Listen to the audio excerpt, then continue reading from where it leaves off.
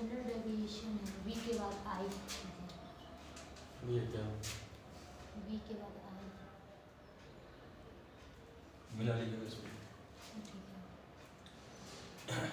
चलो, तो standard division में आते हैं। तो स्टैंडर्ड डिवीजन के अंतर्गत अभी जो इससे पहले हम लोग चल रहे थे वो था आपका एमडी, ठीक ना। तो एमडी में हमारा क्या था, एमडी में मैं आपका एस बार एम जेड तीनों का इस्तेमाल कर रहा था, लेकिन स्टैंडर्ड डिवीजन में मैं केवल एक्स बार का यूज करूंगा, ठीक ना। एचडी और एमडी पूछा जाता है कि दोनों में सबसे बेस्ट कौन है, तो जाहिर सी बात है कि एचडी बेस्ट है, एमडी बेस्ट नहीं है। मानक, ठीक ना।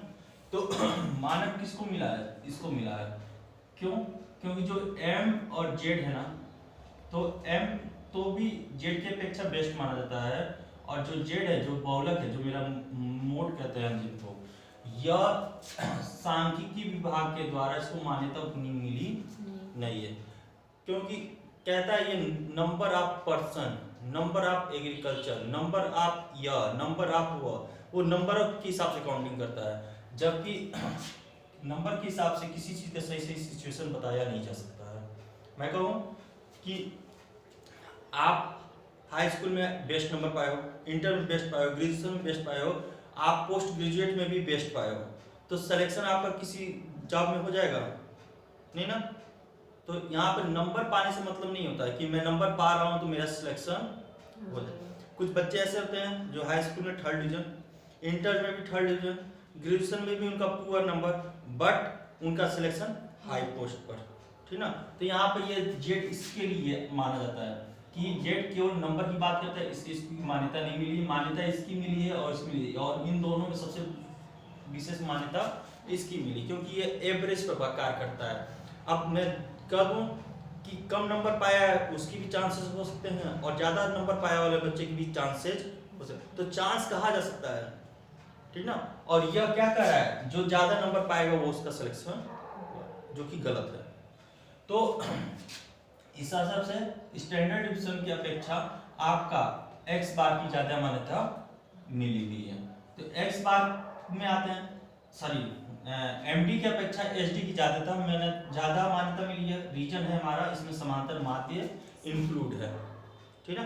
अब मेरा यहाँ पे एचडी का फार्मूला आते हैं, तो एचडी का फार्मूला आपका 1 है, 2 है, 3 है, लेकिन जब हम इसकी बात करें तो इसमें 4 फार्मूले हैं इसकी, तो 4 में सबसे ज्यादा बेस्ट माना जाता है ये वाला फार्मूला।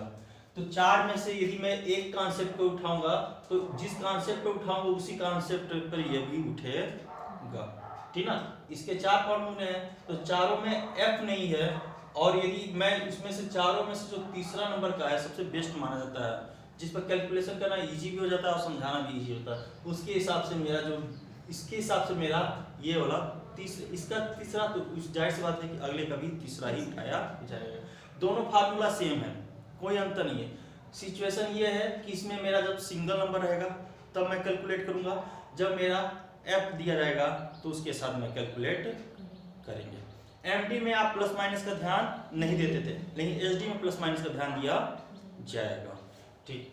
तो मेरा क्वेश्चन एकदम सिंगल नंबर पर है, या तो मैं इसका इस्तेमाल करूं या तो इसका इस्तेमाल करूं। इसमें इसकी वैल्यू मोस्टली 0 के करीब में बैठती है, ठीक ना।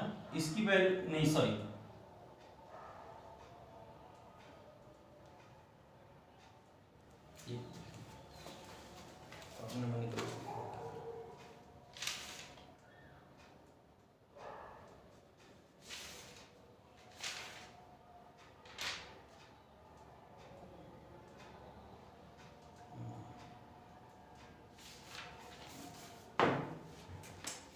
यहाँ पर आपका स्क्वायर गलत जगह पर बैठा दिया हूँ,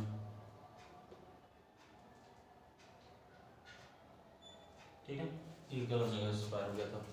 तो इसका जो वैल्यू आएगा मोस्टली यहाँ पे 0 आएगा, इसका और इसका, ठीक है।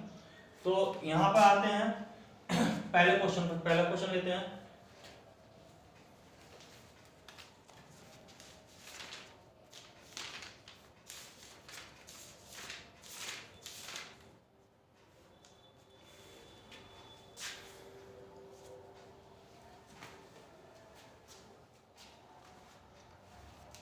क्या पहले क्वेश्चन? सांख्यिकी परीक्षा में 20 छात्रों के प्राप्तांकों से प्रमाप विचलन ज्ञात कीजिए।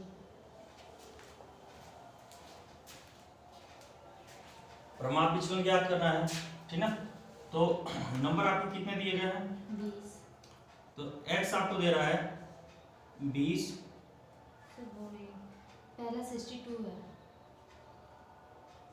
85, 85, 73, 73, 81, 81, 74, 74, 58, 58, 66, 66, 72, 72, 54, 54, 84, 84, 65, 65, 50, 50, 83, 83, yes, 62, 62, 85, 85, 52, 52, 80, 80, 86, 86, 73, 73, 75। 75। तो पहला काम कि इस क्वेश्चन में मुझे निकालना क्या पड़ेगा? समांतर माध्य मीन निकालना पड़ेगा। चलते भाई समांतर माध्य निकालते हैं। तो x bar equal to sigma x upon n। तो n को तो कैलकुलेट कर लेंगे, काउंट कर लेंगे, पता चल जाएगा। और यहाँ याद रखिएगा बार बार n इक्वल टू हमारा जो बनेगा वो बनेगा सिग्मा f, क्योंकि आप हर जगह n देख रहे हो, तो कहीं जहाँ सिग्मा f आएगा उसको n के रूप में देखा जाएगा। तो काउंट कर लेते हैं। 1 2 3 4 5 6 7 8 9 10 11 12 13 14 15 16 17 18 19 20, यानी n की वैल्यू मेरी मिल गई 20। अब इसको मैं ऐड करूंगा।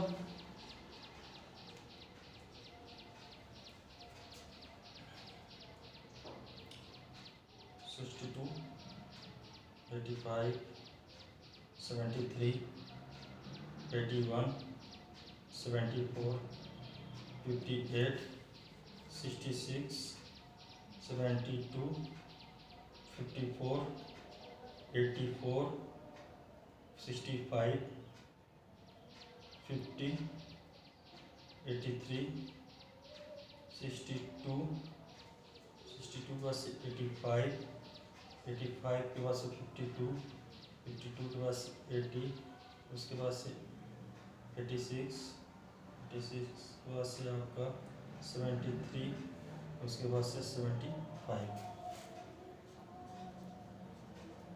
तो सिग्मा x की वैल्यू आ गई 1420। तो यहाँ आएंगे 1420 में 20 से, तो 2 7 14 2 एकम 2, तो हमारा x का वैल्यू x बार की वैल्यू क्या आ गया? 71 आ गया। अब मैं निकालूंगा आपका d। तो d के लिए मेरा फार्मूला हो जाएगा x माइनस x बार, यानी सब में से मुझे 71 को घटाना है और प्लस माइनस का ध्यान रखना है। तो जहां भी आपको 71 बड़ा है वहां पर मैं डायरेक्ट माइनस लगाते चला जा रहा हूँ, या तो लास्ट में कर सकता हूँ, तो जैसे आपको लगे। यहाँ पे आपका माइनस आएगा, यहाँ आपका दोनों जगह माइनस आएगा, यहाँ आपका माइनस आएगा, यहाँ आपका माइनस आएगा, यहाँ भी माइनस आएगा, यहाँ माइनस आएगा, यहाँ माइनस आएगा, तो इतने जगह माइनस आ गया। अब मैं ले लेता हूँ 71 माइनस 62, इसकी वैल्यू हो जाएगी 9, 85, ये हो गया आपका। उसके बाद से आता हूँ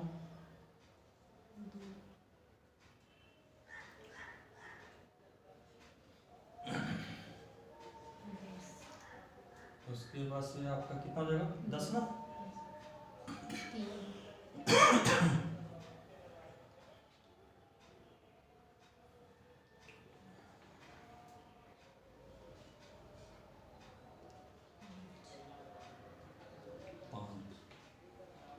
एक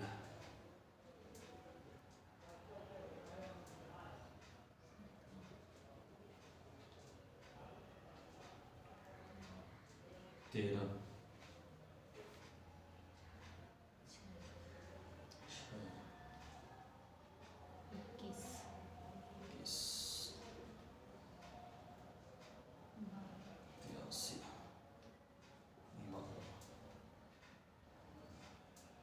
82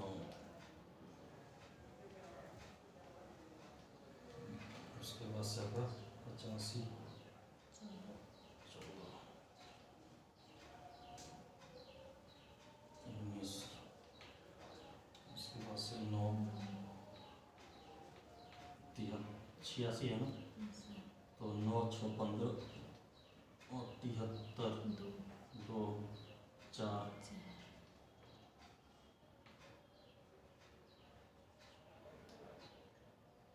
इसकी वैल्यू जोड़ने पर 0 या डेसिमल या माइनस में आना चाहिए, ठीक ना। तो पहले माइनस वाले को ऐड कर लेते हैं। 9, 13, 5, 17, 6, 21, उसके बाद से 9, उसके बाद से 19। तो इसकी वैल्यू आ रही है आपकी 99, ठीक। अब प्लस वाले को कर लेते हैं। 14, 10, 2, 12, 12, 3, 15, 1, 16, 13, 13 के बाद से आ जाएंगे 12, 12 के बाद से 14, 14 के बाद से 9, 2, 11, 11, 4, 15, 15, 15, 30, ये भी आ रहा है आपका 99, यानी इसकी वैल्यू क्या हुई? 0 हो गई।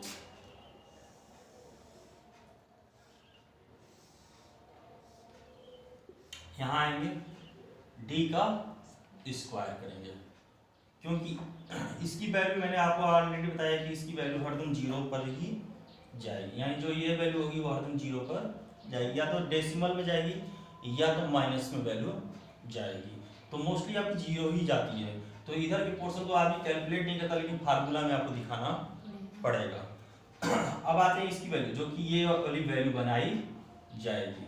तो यहाँ पर आते हैं, ये हो जाएगा 81, ये हो जाएगा आपका 196, ये हो जाएगा 4, ये हो जाएगा 100, 3, 9, 169, 25, 1,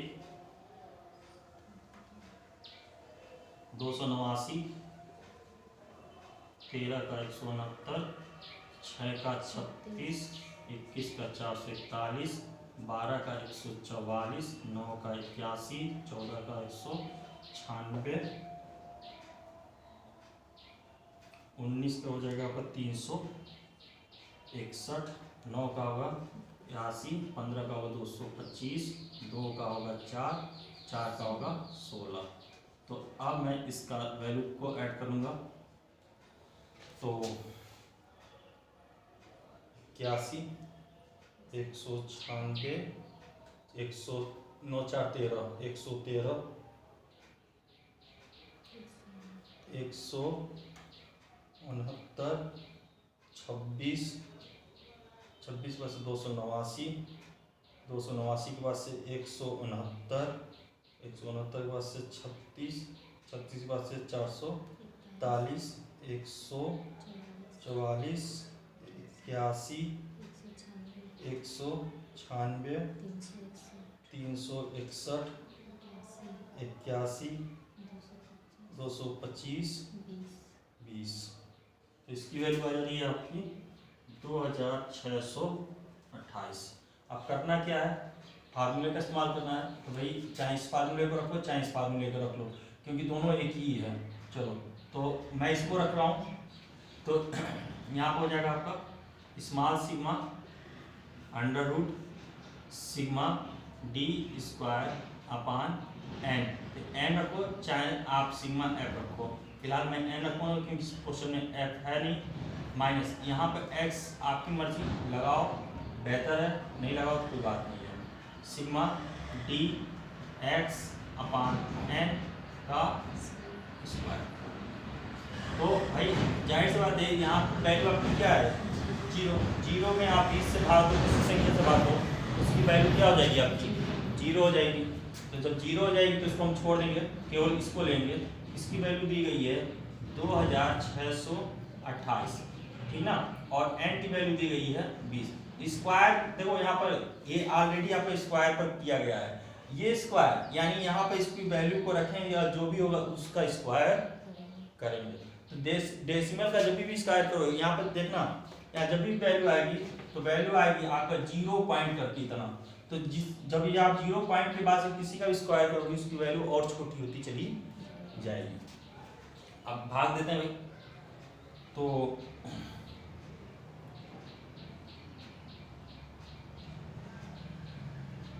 ये आ जाएगा आपका √131.4। इसको मैं तोड़ लूंगा।